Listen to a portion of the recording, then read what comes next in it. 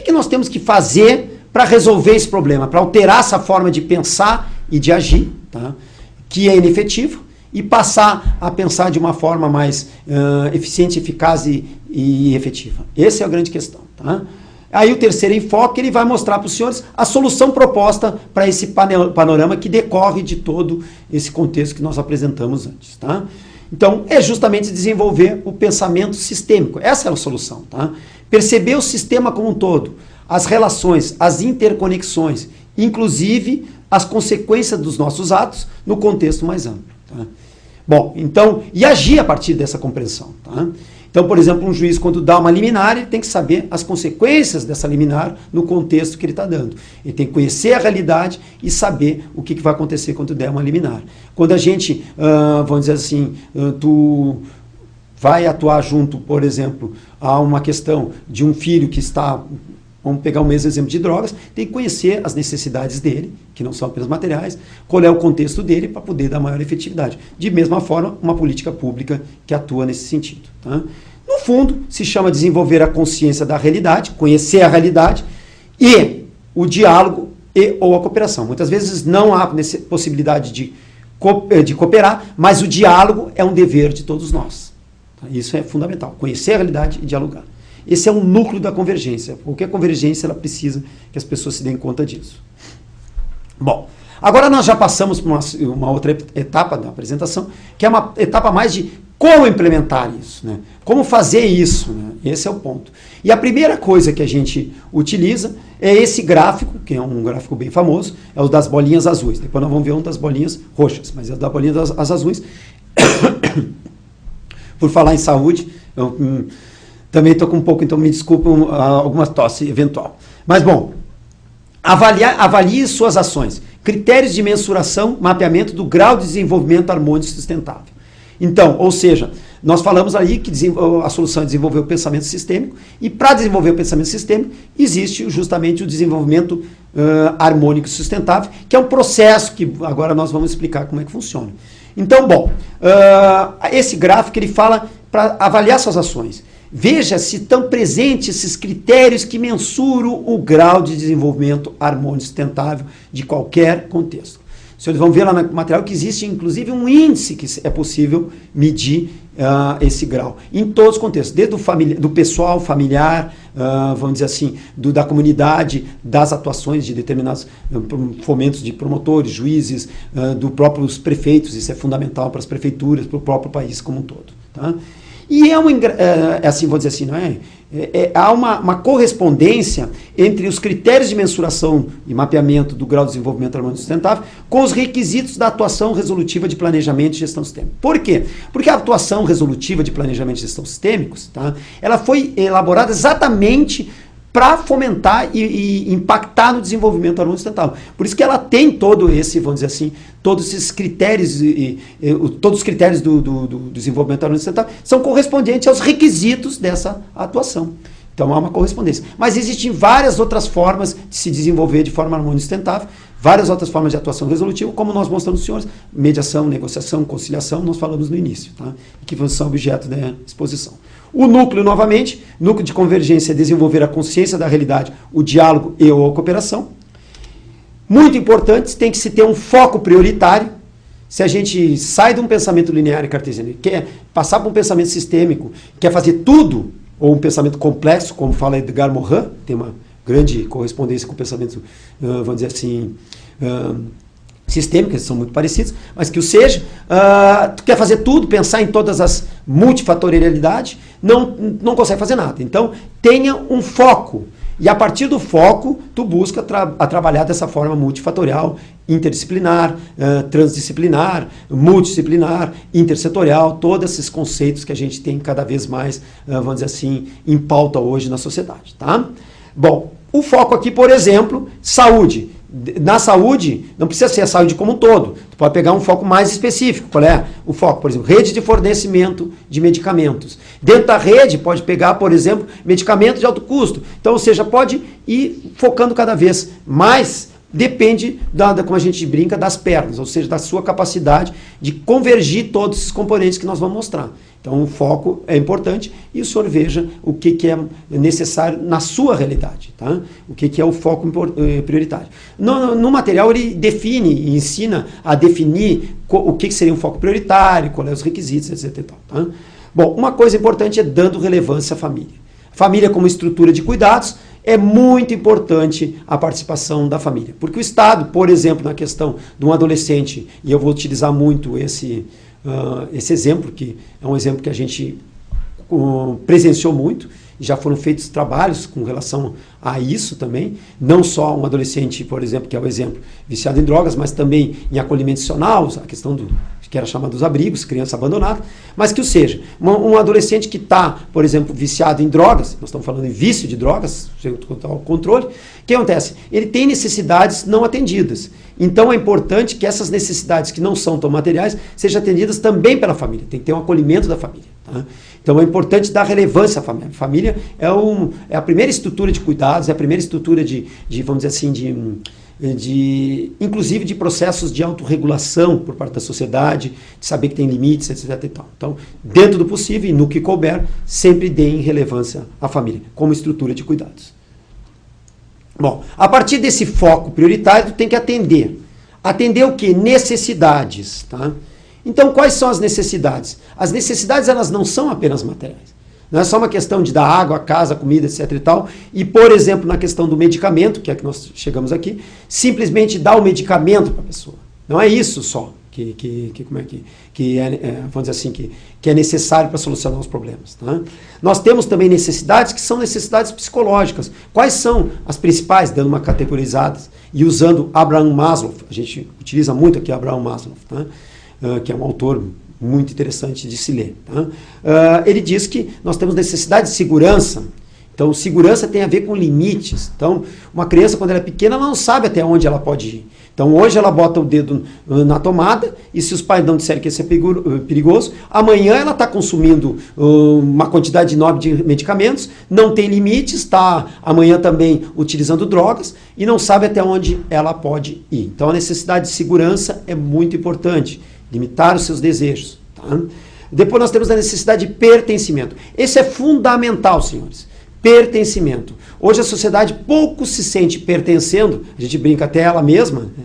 Até como pessoa, mas pouco se sente pertencendo a uma família, que dirá a uma coletividade, que dirá a um país. Isso é muito grave e é um dos temas, vamos dizer assim, que mais levam hoje em dia a gente fala, o Brasil é um dos maiores consumidores de Rivotril, a se utilizar muitos remédios para o quê? Para amenizar aquele sentimento de vazio, aquele sentimento, aquela dor assim, de não estar pertencendo, não ser amado, não ser, vamos dizer assim, não ter um ambiente acolhedor. Tá? Então se quiser dar efetividade para qualquer trabalho, seja de disponibilização de medicamentos, é necessário que se trabalhe o sentimento de pertencimento. Agora, o sentimento de pertencimento e todas essas necessidades, elas não são enfocadas apenas do público-alvo que está se distribuindo o medicamento, mas também do próprio público que trabalha nesse contexto. Ou seja, aquele médico, aquele gestor público, aquele enfermeiro, tá, que atua naquele sistema ali de disponibilização de medicamento, ele também tem que se sentir pertencendo àquela rede de fornecimento. Ele tem também uma série de necessidades que são atendidas ali e tem que se dar conta disso, é muito importante. Tá? Bom, outra necessidade do ser humano é de autoestima. Sim, eu me sinto seguro no ambiente, eu me sinto, vamos dizer assim, pertencendo àquele ambiente e eu me sinto também valorizado naquele ambiente. Tá? Então, uma pessoa, por exemplo, não é só dar o medicamento, ela tem que se sentir participando de algo maior, ela tem que se sentir, vamos dizer assim, segurança dentro da sua família, pertencendo a essa família e também valorizada por essa família. Eu vou dar um exemplo tipo para vocês. Nós tivemos um exemplo lá de idosos que procuravam buscar medicamentos, estavam sempre na fila. Por quê? Porque eles não tinham as suas necessidades de pertencimento, de carinho, atendidas dentro da família. Então eles buscavam junto, vamos dizer assim, ao setor público, e especificamente na rede de fornecimento de medicamentos, tá? Não era só o medicamento, eles estavam mais importando receber atenção. O que se fez? Se detectou isso, sabendo que as necessidades também eram, nesse sentido, psicológicas, e se criou um grupo de idosos que fez um brilhante trabalho lá com a Secretaria de Ação Social, em parceria com a Secretaria de Saúde, e aí se conseguiu dar uma maior efetividade. Necessidades, então, fisiológicas, psicológicas e de autorrealização. Autorrealização é desenvolvimento dos seus potenciais. É importante que se saiba qual é o teu potencial e até onde tu pode chegar, tá? Sempre tenha em mente o potencial teu e da sociedade, do público-alvo, que ele pode atingir. Infelizmente, hoje as pessoas, elas se pautam através dos olhares dos outros, do outro. Então, se o outro está bem, eu me sinto mal. Se o outro está mal, eu me sinto bem. Isso é péssimo. Tu tem que ver se tu melhorou a tua vida. Se quando fizer um projeto, que aquele cidadão lá na ponta, ele tenha melhorado a vida dele. Tem que conhecer a realidade dele para ver qual é dentro dos potenciais e ajudá-lo ele a desenvolver os seus potenciais, tá? Então, por exemplo, tem um exemplo que é no livro Monge Executivo, eu gosto de citar muito isso, que fala de um cidadão que tinha uma empilhadeira. Então, ele trabalhava em empilhadeira. Então, para ele, no livro, seria ser, vamos dizer assim, a autorrealização, ser o melhor, vamos dizer, maquinista daquela, operador daquela máquina, né? Então, esse era o potencial dele e ele queria desenvolver. Então, é importante disso, os seus referenciais. Bom, sabendo que o ser humano ele não tem necessidades apenas materiais, a partir de um foco, tu se dá conta que tem que atender as necessidades, não só do público-alvo, mas também do público que intervém. Por exemplo, o processo de autorrealização, é importante que o quê? Que as pessoas que estejam na rede de fornecimento de medicamentos também se sintam realizadas. Isso é fundamental, tá? E não só do sistema que atua lá na ponta, mas também do que intervém. Por exemplo, um magistrado, um promotor, ele tem que se sentir parte dessa rede e se autorrealizando. Então, esse é o ponto crucial, tá? Juiz também. Então, bom, a partir do ponto, vamos dizer, do foco, tu tem que atender necessidades com o impacto dos 3 eixos da sustentabilidade. Porque, como nós falamos, as necessidades não são apenas materiais. Então, se as necessidades não são apenas materiais, não adianta só a geração de renda. É importante, mas não é tudo. É importante se ter um impacto nos eixos econômico, social e ambiental. Dentro do social, tu tem ali saúde, educação, cidadania e segurança. Então, ou seja, para atender essas necessidades que não são apenas materiais, tem que trabalhar com questões, por exemplo, da cidadania, do pertencimento a uma família, pertencimento a uma comunidade. Então, são os impactos dos 3 eixos da sustentabilidade. Isso é muito conhecido, que são os 3 eixos da sustentabilidade, tá? Bom, a partir de um foco prioritário, quando tu atende necessidade com impactos dos 3 eixos, tu fortalece esse núcleo de convergência, porque as pessoas, elas têm uma missão comum. O que a gente vê hoje muito é que o quê? Várias pessoas fazem, várias instituições, atividades, vamos dizer assim, paralelas e às vezes com sobreposições de ações, sem se juntarem e verem qual é a missão comum e poder alinhar e integrar, o que certamente vai dar maior resultado. Mas quando a gente consegue fazer com a metodologia de planejamento e gestão sistêmica, essa atuação resolutiva e com o desenvolvimento harmonizado, tu consegue ter esse núcleo e aí tu desenvolve uma consciência da realidade, o diálogo e a cooperação. Tá? Bom, com isso, com essa missão comum, tu consegue mais do que isso, tu consegue a convergência dos 3 setores. E quais são os 3 setores? Os 3 setores é o setor público, privado e a sociedade civil organizada e da comunidade em geral.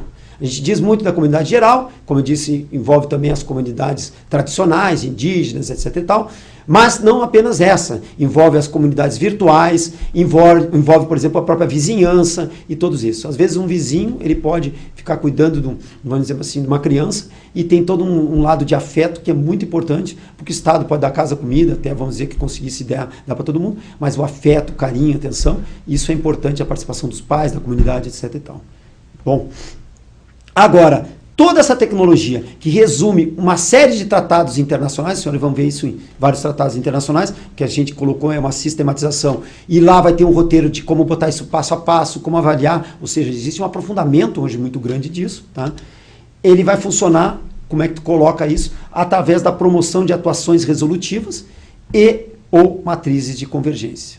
É importante que se pegue isso e faça uma matriz que faça a convergência disso. E essa matriz vai ser exposta, que são num outro gráfico, que é as bolinhas, como a gente chama, roxas, e elas vão ser apresentadas, o passo a passo de como conseguir colocar todos esses critérios, vamos dizer assim, da mensuração do desenvolvimento harmônico sustentável e os requisitos da atuação resolutiva de planejamento e gestão sistêmica, como implementá-lo. Bom, quando se faz isso, tu tem o desenvolvimento harmônico e sustentável, tá? Desenvolvimento harmônico sustentável. Ele desenvolve porque ele atende necessidade, não é apenas um crescimento, é um desenvolvimento, atende necessidades que não é apenas materiais. Ele é sustentável por causa dos impactos três eixos e é harmônico porque ele é fruto da convergência dos três setores e a harmonia ela está em todo, transpassa todo esse gráfico aqui.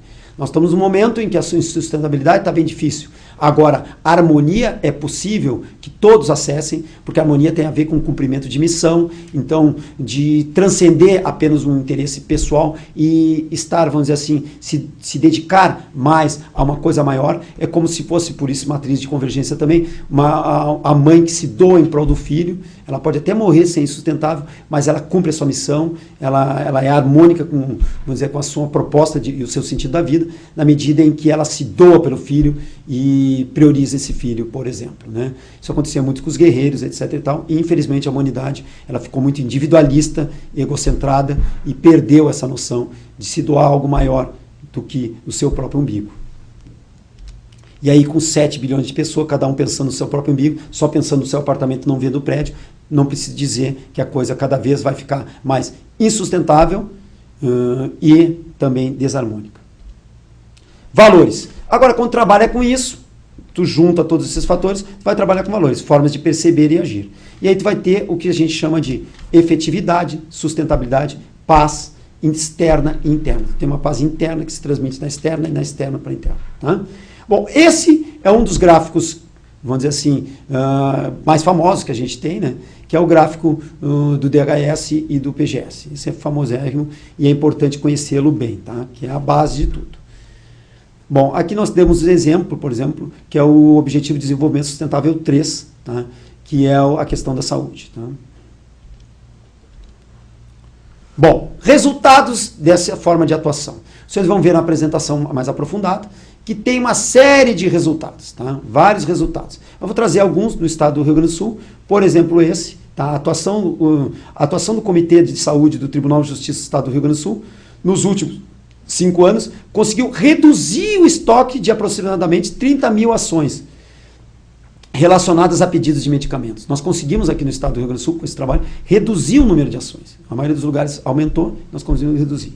E com relação a Porto Alegre, por exemplo, o desembargador Martin menciona aqui, atualmente 80% das demandas judiciais que chegam à Defensoria Pública, elas são resolvidas por meio de encaminhamento de pedido próprio no sistema de saúde. Ou seja, se consegue reduzir em torno de 80% da judicialização, mas com a melhora do atendimento do usuário. Isso que é importante. A redução da judicialização tem que ser consequência, e não a finalidade em si mesma.